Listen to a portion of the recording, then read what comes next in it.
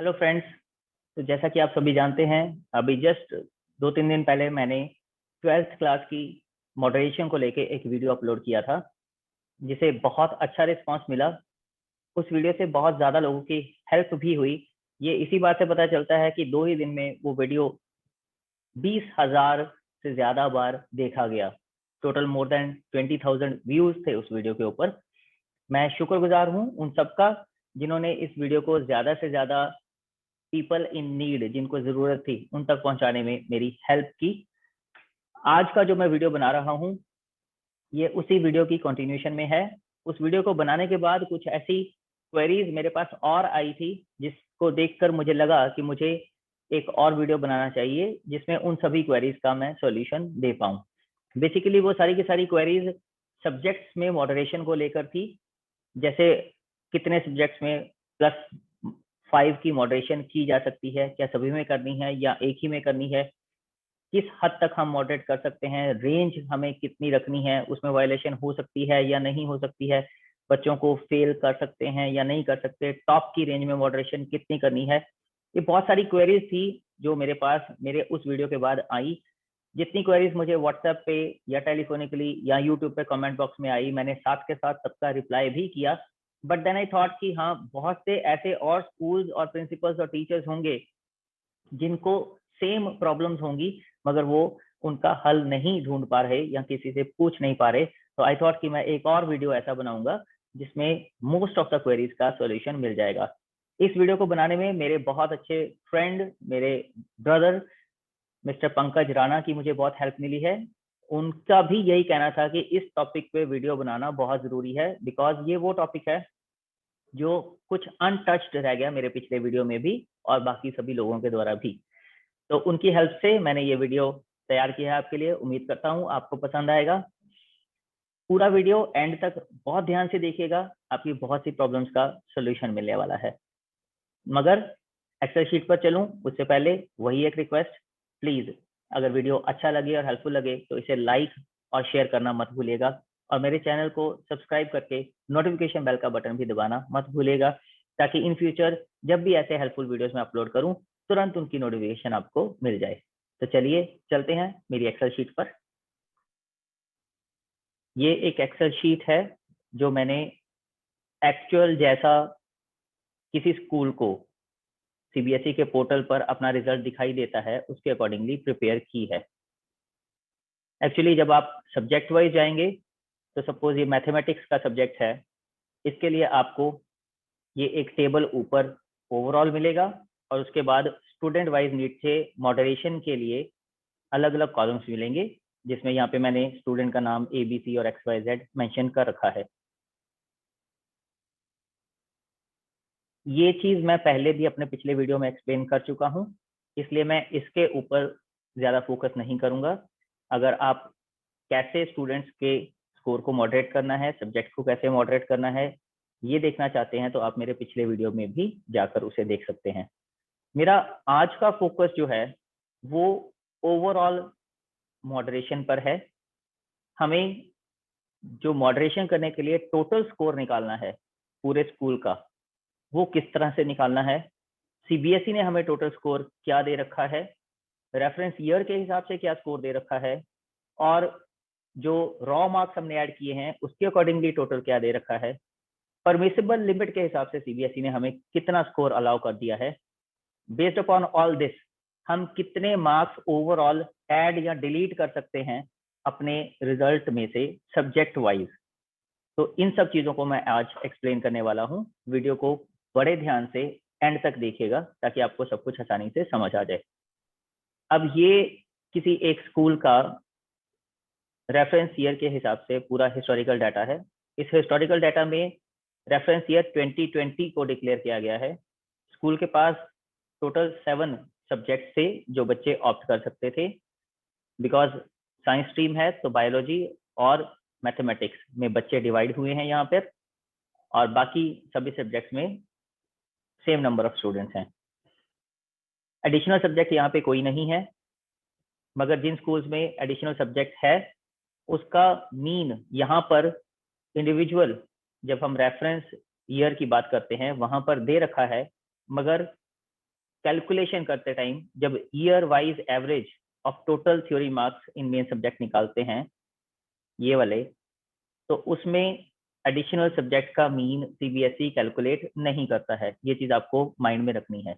तो जब भी हम मीन की बात करेंगे, ईयर वाइज एवरेज की बात करेंगे, तो उसमें सीबीएसई एडिशनल सब्जेक्ट्स को काउंट नहीं करता है। इसलिए यहाँ पर मेन सब्जेक्ट्स के मीन के हिसाब से ये ईयर वाइज एवरेज निकली है।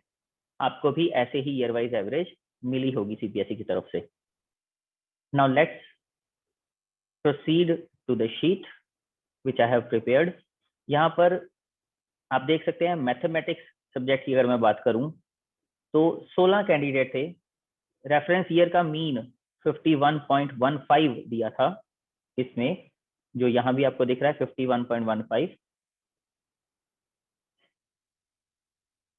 परमिसिबल मीन 56.15 दिया है, जो कि +5 किया गया है। कॉलम सी में +5 किया गया है क्योंकि सीबीएसई ने सभी सब्जेक्ट्स में +5 तक की परमिशन दी थी स्कूल्स को कि आप इतना ज्यादा मॉडरेट कर सकते हो किसी भी सब्जेक्ट्स को। मगर हमें ध्यान इस बात का रखना है कि अगर हम सभी सब्जेक्ट्स को +5 मॉडरेट कर देंगे तो जो ओवरऑल स्कोर आएगा वो हमारे एक्सपेक्टेड ईयर वाइज मीन के हिसाब से जो ओवरऑल स्कोर बनता है उससे एक्सीड कर जाएगा। कैसे, वो मैं अभी आपको बताऊंगा। क्योंकि एक्चुअल में ईयर वाइज मीन में सीबीएसई ने सिर्फ +2 पॉइंट्स की ही वेरिएशन अलाउ की है, यानी कि आप +2 तक जा सकते हो, सिर्फ उससे ज्यादा नहीं जा सकते। अब जैसे मैथमेटिक्स का मैं बता रहा था आपको 56.15 सीबीएसई की तरफ से परमिसिबल मीन है, तो उसके हिसाब से सीबीएसई ने टोटल मार्क्स भी दे रखे हैं जो आप मैक्सिमम अपने बच्चों को मैथमेटिक्स में दे सकते हो। यही टोटल मार्क्स आपको मैथमेटिक्स वाली शीट पर यहाँ पर रिफ्लेक्ट भी कर रहे हैं। ये बैलेंस जो है 898.4 यहाँ पर ये रिफ्लेक्ट कर रहा है। अब फिजिक्स में 34 स्टूडेंट्स थे। रेफरेंस ईयर का मीन था 47.31, मगर सीबीएसई ने अलाउ किया कि आप 52.31 तक मार्क्स दे सकते हैं। इसके हिसाब से आप टोटल 1778.54 तक मार्क्स बच्चों को दे सकते हैं। इसी तरह से बाकी सभी सब्जेक्ट्स में भी सीबीएसई ने आपको अलाउ कर रखा है कि आप टोटल इस ई कॉलम के अकॉर्डिंगली मार्क्स बच्चों को डिस्ट्रीब्यूट कर सकते हैं। अब जब हम total candidate subject wise add करते हैं तो वो रिजल्ट हमारे पास आता है 170 इस शीट के अकॉर्डिंगली। आपको भी ऐसे ही सब्जेक्ट वाइज कितने कितने कैंडिडेट आपके अपीयर हुए थे मेन सब्जेक्ट में, उसके अकॉर्डिंगली यहाँ पर total number of students calculate कर लेना है। ये शीट जैसे मैंने प्रिपेयर की है वैसे ही आप भी बड़ी आसानी से प्रिपेयर कर सकते हैं। लाइक आई टोल्ड यू कि जब एज ए स्कूल अपना पोर्टल खोलेंगे तो उसमें आपको ये सब चीजें मिलती हैं वहां पे। तो subject wise drop down menu में एक एक करके आप सब्जेक्ट क्लिक कर सकते हैं, तो आपके पास सब्जेक्ट वाइज जो ये डिटेल्स आ जाएंगी, आप उनको इजीली वहां से कॉपी पेस्ट कर सकते हैं एक्सेल शीट में, जैसे मैंने किया है यहाँ पर। तो ये सारे के सारे जो डिटेल्स मैंने ली हैं वो ऐसे ही मैंने पोर्टल से ली हैं, उनको सिंपली मैंने कॉपी और पेस्ट किया है। तो एडवाइजेबल है कि आप भी अपनी ऐसे ही एक शीट बना लीजिए एग्जैक्टली डिटो जैसे मैंने बनाई है, ये आपकी बहुत ज्यादा हेल्प करेगी। अब जैसे मैंने बताया कि इसके हिसाब से स्टूडेंट्स बन रहे हैं 170 टोटल नंबर ऑफ स्टूडेंट्स, तो आपके भी ऐसे ही नंबर ऑफ स्टूडेंट्स निकल आएंगे टोटल, जो आपको सब्जेक्ट में कितने स्टूडेंट्स अपेयर हुए थे उससे मिल जाएंगे। अब जो सीबीएसई +2 की वेरिएशन अलाउ करता है ओवरऑल स्कोर में, ईयर वाइज स्कोर में, वो सीधे सीधे होती है इस टोटल का डबल, 170 का डबल। अगर तो आपके 5 सब्जेक्ट्स हैं तो 170 का यहाँ से डबल 340 हो जाएगा। और आप उसको एक बड़ी इंटरेस्टिंग चीज अगर आप देखेंगे, टोटल नंबर ऑफ स्टूडेंट्स भी आपके 34 हैं, तो एक तरह से मल्टीप्लाइड बाय 10 अगर आप करेंगे, हर स्टूडेंट को 10-10 नंबर आप दे देंगे, तो आप जो अलाउड मॉडरेशन है ईयर वाइज वो अचीव कर लेंगे 340 मार्क्स की। अब जो चीज फोकस करने लायक ये है कि रेफरेंस ईयर का जो मीन है उसमें परमिसिबल मीन +5 करके दिया हुआ है, उसके हिसाब से टोटल बन रहा है 9615.6। आप खुद टोटल करके देख सकते हैं, मैंने ऑलरेडी एक्सेल में टोटल कर लिया हुआ है। मगर स्कूल ने जो मार्क्स दिए थे बच्चों को वो इस कॉलम में रिफ्लेक्ट होते हैं, एफ कॉलम में, जिसको हम रॉ मीन बोलते हैं। ये उन मार्क्स का रॉ मीन है और ये वो रॉ मार्क्स हैं जो स्कूल ने ऑलरेडी अपलोड किए हुए हैं। 10th क्लास, +1, +2, 10th के सीबीएसई ने खुद से लिए, +1 और +2 के स्कूल ने जो मार्क्स अपलोड किए उसके बेसिस पर ये जी कॉलम में टोटल मार्क्स शो हो रहे हैं और एफ कॉलम में उनका मीन शो हो रहा है जो स्कूल की तरफ से अपलोड ऑलरेडी किया गया है। अब जैसे मैंने आपको बोला कि जो ईयर वाइज एवरेज के हिसाब से परमिसिबल लिमिट है वो हमें कैसे मिलेगी, जब हम 170 स्टूडेंट्स को ईयर वाइज एवरेज से मल्टीप्लाई करेंगे। उसके लिए हमें यहाँ पे आना पड़ेगा नीचे। तो जैसा कि आप ये देख सकते हैं हिस्टोरिकल डाटा के हिसाब से ईयर वाइज मीन था 51.52। तो इसके हिसाब से आप इसमें +2 ऐड कर सकते हैं तो आपका जो परमिसिबल ईयर वाइज एवरेज बन जाएगा 2021 के लिए वो बन जाएगा 53.52। आइए यहाँ पे देखते हैं, ये था 51.52 जो आपका एक्चुअल रेफरेंस ईयर का मीन बनता था। उसमें हमने 2 प्लस कर दिए तो बन गया 53.52। अब हमारे पास टोटल नंबर ऑफ स्टूडेंट्स था 170। ये मैंने कॉपी कर लिया और डाटा फिर से ऊपर से, तो उसको हमने मल्टीप्लाई कर दिया परमिसिबल मीन के साथ 53.52 के साथ। तो हमारा टोटल मार्क्स बन गए सभी स्टूडेंट्स के मिला के 9098.4। ये वो मार्क्स हैं जो सीबीएसई हमें अलाउ करेगा। ये वो मार्क्स हैं जब आप सब्जेक्ट वाइज सारी मॉडरेशन करने के बाद फाइनल शीट के ऊपर जाएंगे ओवरऑल मॉडरेशन के लिए, तो वहां पे आपको रिफ्लेक्ट करेंगे। इन मार्क्स के हिसाब से वहां पे पॉजिटिव या नेगेटिव में बैलेंस आपका रिफ्लेक्ट करेगा। अब जो रॉ मार्क्स हमने दिए थे, ये जो कॉलम यहाँ पे आप देख रहे हैं ये वही वाले कॉलम है जो ऊपर से मैंने कॉपी किए हैं, एग्जैक्टली सेम डिटेल्स है नीचे, बस इसमें मैंने एक कॉलम ऐड किया था क्योंकि ये सीबीएसई की तरफ से एडेड नहीं है। और इसका पर्पज सिर्फ यही दिखाना था कि अगर हम एक्चुअली रेफरेंस मीन के हिसाब से कैलकुलेशन करते, उसमें सीबीएसई +2 की मॉडरेशन हमें अलाउ नहीं करती ईयर वाइज मीन में, तो जो स्कोर बनता वो कितना बनता। उसके लिए हमें, क्योंकि यहाँ पे अगर आप देखेंगे सीबीएसई के टेबल में रेफरेंस मीन तो दिया हुआ है मगर रेफरेंस मीन के हिसाब से जो स्कोर बनता है वो नहीं दिया हुआ, जबकि परमिसिबल मीन के हिसाब से जो टोटल स्कोर बनता है वो इन्होंने दे रखा है ऑलरेडी, परमिसिबल मीन और टोटल स्कोर, टोटल मार्क्स। तो वही मैंने यहाँ पे रेफरेंस मीन के हिसाब से टोटल मार्क्स कैलकुलेट किए थे। तो रेफरेंस मीन को नंबर ऑफ स्टूडेंट से मल्टीप्लाई करना है तो आपको सब्जेक्ट वाइज मार्क्स मिल जाएंगे और जब आप इसका टोटल करेंगे तो आपको ईयर वाइज टोटल मिल जाएगा जो रेफरेंस मीन के हिसाब से आप इस बार बच्चों को दे सकते थे। मगर जब आप इसको कंपेयर करेंगे, जो सीबीएसई ने आपको +2 की एडवांटेज दी है उसके बाद आप देखेंगे कि 8765.6 रेफरेंस ईयर के हिसाब से आपको अलाउ किया जा सकता था सीबीएसई की तरफ से, मगर उन्होंने बहुत अच्छा करते हुए 2 मार्क्स की जो एडवांटेज दी उसकी वजह से अब जो स्कोर आप अलाउ कर सकते हैं बच्चों को वो है 9098.4।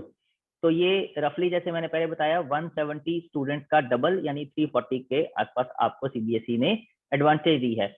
अब इसी 340 को आपको बाकी सब्जेक्ट्स में एडजस्ट करना है रेफरेंस मीन से ज्यादा। तो ये सीबीएसई की ग्रेटनेस है कि इस बार उन्होंने 10th क्लास से सबक लेते हुए 12th में फाइनल ईयर वाइज एवरेज में भी 2 मार्क्स की आपको एडवांटेज दे दी, जबकि 10th में ऐसा कुछ नहीं था। जैसे मैंने आपको बताया परमिसिबल लिमिट है 9098.4। रॉ मार्क्स हमने ऑलरेडी बच्चों को दे रखे हैं, ये रहे रॉ मार्क्स 9431। अब इसमें जो डिफरेंस आ रहा है वो आ रहा है 332.6 मार्क्स का। मतलब हमें जो हमने रॉ मार्क्स दिए थे उसमें से कम इतने मार्क्स माइनस करने हैं, तब जाके हम लोग जो ईयर वाइज परमिसिबल मार्क्स की लिमिट है उसको अचीव कर पाएंगे।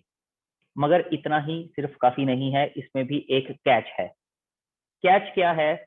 वो ये कि जब हमने सब्जेक्ट वाइज डिटेल्स अपनी चेक की तो जैसे केमिस्ट्री में ऑलरेडी परमिसिबल लिमिट से 235 मार्क्स हम ज्यादा दे चुके हैं रॉ मार्क्स और रॉ मीन के हिसाब से, ठीक है। जो परमिसिबल लिमिट बनती थी वो बनती थी 1456, मगर हमने ऑलरेडी 1691 मार्क्स दे दिए हुए हैं, यानी कि हमने ऑलरेडी 235 मार्क्स एक्सेस में दे रखे हैं। इसी तरह से बायोलॉजी में ऑलरेडी 136 मार्क्स एक्सेस में दे रखे हैं। तो पहले तो ये एक्सेस वाले मार्क्स रिड्यूस करने होंगे हमें, क्योंकि ये +5 की मॉडरेशन लिमिट से भी ऊपर जा रहे हैं। तो जब इनको रिड्यूस करेंगे तो टोटल आएगा 398। अब जो ये डिफरेंस था, हमने जो रॉ मीन लिया था, रॉ मार्क्स हमने जो दिए थे और जो हमारे परमिसिबल मार्क्स थे, उसके हिसाब से हमने ऑलरेडी, क्योंकि 398 मार्क्स ज्यादा दे रखे थे, हमें माइनस करने थे 332, मगर 398 कंपल्सरीली माइनस करने पड़ेंगे। तो इसकी वजह से हमारे मार्क्स एक्सेस में बच जाएंगे, थोड़े से मार्क्स एक्सेस में बच जाएंगे, क्योंकि अब हमें फोकस करना पड़ेगा परमिसिबल मार्क्स के ऊपर। परमिसिबल मार्क्स तो 9615.6 है, यानी कि ये वाला, मतलब सीबीएसई ने ऑलरेडी जो आपको सब्जेक्ट वाइज मॉडरेशन शीट दे रखी है, उसमें जो परमिट कर रखा है आपको ये वाला मार्क्स आप कितने दे सकते हैं, उसके अकॉर्डिंगली सभी सब्जेक्ट्स में मैक्सिमम आप इस लिमिट तक जा सकते हैं। तो 9615.6 मार्क्स आप एक्स्ट्रा दे सकते हैं, मगर आपको एक्चुअल में देने कितने हैं, 9098.4। तो मतलब जो मैक्सिमम लिमिट्स हैं, जो स्कूल्स ये क्वेश्चन जिनका है कि क्या हम सभी सब्जेक्ट्स में +5 कर सकते हैं, आप कर सकते हैं। सब्जेक्ट वाइज तो आप +5 तक जा सकते हैं, मगर जब आप सब्जेक्ट वाइज +5 जाएंगे, तो जब आप फाइनल मॉडरेशन शीट पर पहुंचेंगे ओवरऑल मॉडरेशन के लिए, तो आपको इस टेबल के हिसाब से 517.2 मार्क्स एक्सेस में दिखेंगे, जिनको आपको वहां पे रिड्यूस करना होगा सभी बच्चों के मार्क्स में। अब आपके ऊपर डिपेंड करता है कि आप ये सारी की सारी मॉडरेशन करके अपने मार्क्स को एक्चुअल जो approved permissible total marks range है 9098.4 यहाँ तक लेके जाना चाहते हैं, या फिर आप +5 की जो लिमिट मिली है सीबीएसई की तरफ से, उसको यूज करके मॉडरेशन करके फिर फाइनल शीट के ऊपर जाना चाहते हैं और वहां पे मार्क्स को रिड्यूस करना चाहते हैं। डिफरेंस क्या आएगा? जब आप सब्जेक्ट वाइज मॉडरेशन करेंगे, आपको पता है कि आपको ऑलरेडी जितने रॉ मार्क्स आपने दिए हैं उसमें से 332.26 माइनस करने हैं, और इसको माइनस करने के बाद आपका जो रिक्वायर्ड स्कोर आ जाएगा 398। आपने ऑलरेडी कंपल्सरी आपको माइनस करना, क्योंकि ये +5 की लिमिट से भी ऊपर है। 398 माइनस करने के बाद आपके पास, तो ये 65 मार्क्स आप अपने रॉ स्कोर के हिसाब से बच्चों को और दे सकते हैं, और आपकी जो +5 की मॉडरेशन की लिमिट है वो वायलेट भी नहीं होगी। तो कायदे से ये दो सब्जेक्ट्स में 398 मार्क्स रिड्यूस करके आपने इन दो सब्जेक्ट्स में +5 की मॉडरेशन लिमिट यूज कर ली है। बाकी सब्जेक्ट्स में रॉ फिगर के हिसाब से आपने अभी एग्जैक्टली वो +5 की मॉडरेशन लिमिट एग्जॉस्ट नहीं की है। यहाँ पे मैथमेटिक्स में सिर्फ 3 मार्क्स पीछे हैं आप उस लिमिट से। मैथ्स में जैसे ही आप 3 से 4 जाएंगे तो आपका डाटा सबमिट नहीं होगा, क्योंकि आप +5 की लिमिट एग्जॉस्ट कर चुके होंगे। फिजिक्स में 37 की जगह अगर आप 38 और दे दोगे तो भी आपका डाटा सबमिट नहीं होगा, क्योंकि आप +5 की लिमिट को एग्जॉस्ट कर चुके होंगे। मगर फिजिकल एजुकेशन में 216 का स्कोप है, इंग्लिश में 300 मार्क्स का अभी स्कोप है आपके पास। तो ये 65 मार्क्स को एडजस्ट करना आपके लिए कोई बहुत मुश्किल बात नहीं है। इन बचे हुए 3 सब्जेक्ट्स में से, रादर 4 आई शुड से, आप कहीं भी इनको एडजस्ट कर सकते हैं बड़े आराम से। तो आप अगर ये मॉडरेशन सारी की सारी सब्जेक्ट वाइज मॉडरेशन पहले ही कर लेंगे, फाइनल पेज पर जाने से पहले, ओवरऑल मॉडरेशन वाले पेज पर जाने से पहले, तो आपकी प्रॉब्लम्स बहुत हद तक कम हो जाएंगी। तब आपको ओवरऑल वाले पेज पे मॉडरेशन कम करनी पड़ेगी।